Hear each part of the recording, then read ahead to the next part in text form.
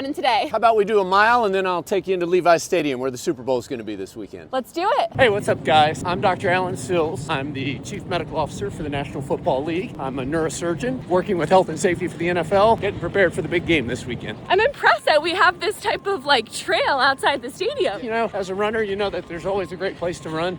Sometimes you just got to hunt around a little bit to find it. With the game coming up this Sunday, what does prep look like medically? We've got to be prepared for any life-threatening medical emergency, and we want to have a network of people in place to take care of all the common injuries that might occur during an NFL game. The number one thing that we see are musculoskeletal injuries, things like a hamstring strain, quadricep strain, sprained ankles. The one that obviously gets the most attention are concussions. So say somebody gets a concussion, what are you guys checking for? So first of all, important to recognize that there's a whole network of people involved. There's 2 spotters who sit up at an elevated perch in the stands, look for anybody who might be injured. They've got access to every camera in the stadium. This weekend, that'll be close to 100 cameras. On top of that, we've got team doctors, athletic trainers, and we've got our unaffiliated neurotrauma consultants who are experts in concussion. They'll examine the player together. They'll look at the video and they'll decide if the player's injured or not. One of the things I like to say, Kate, the safest place if you're going to have a medical emergency is going to be inside a hospital or an emergency room. The second safest place is probably at an NFL stadium. It looks like we're pulling up to the stadium. What do you say we go inside and check it out? Let's do it.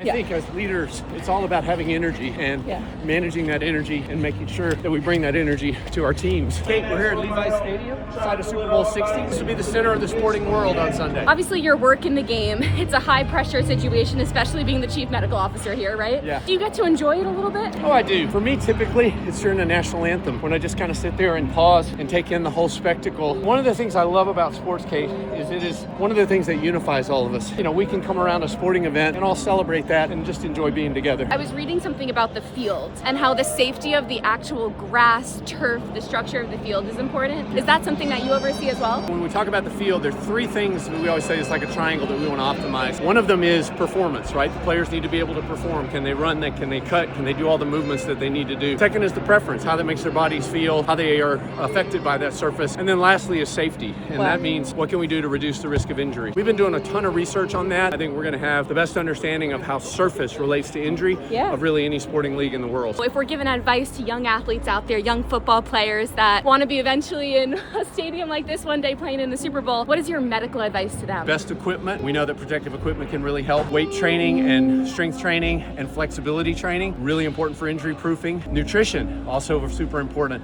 I think a lot of young athletes don't appreciate that. And sleep. What is a quote or motto that you live by? We make the time and the energy for the things that are really important for us. For everything else, we just make excuses.